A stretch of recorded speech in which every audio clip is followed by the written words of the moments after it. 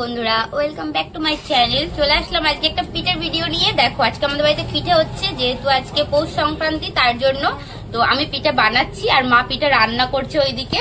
দেখো এখানে পিঠে রান্না হচ্ছে আর আমি আর আমার ননদ মিলে পিঠা বানাচ্ছি। দেখো আমার ননদ সামনে বসে আছে, আমার ননদ আর আমি পিঠা বানাচ্ছি আর মা পিঠা রান্না করছে। যেহেতু রান্নার দায়িত্বটা আমার মায়েরই, বেশি মা রান্না করে আর আমি শুধু হাতে হাতে মাকে সাহায্য করি, আর বেশি মাই বানায়।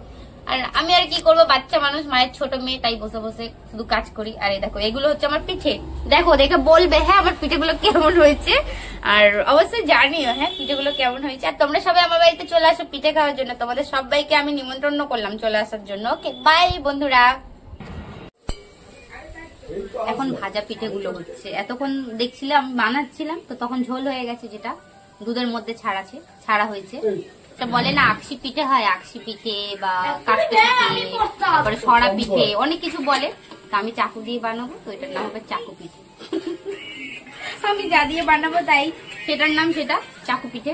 তো ওটা পরে করবো, এটা আগে করে নি ভাজা পিঠেটা। ওরে বাবা জালটাও তো জলে না রে, কখন হবে, কত সময় লাগে বানাতে। আবার এটা ফেটে গেছে।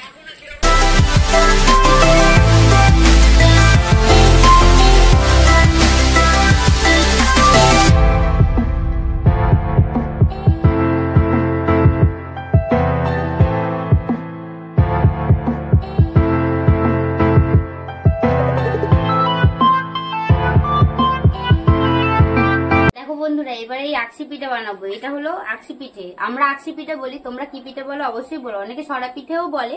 তো চলো দেখো এবার আমি বানাচ্ছি পিঠে, তো তোমাদের দেখাচ্ছি।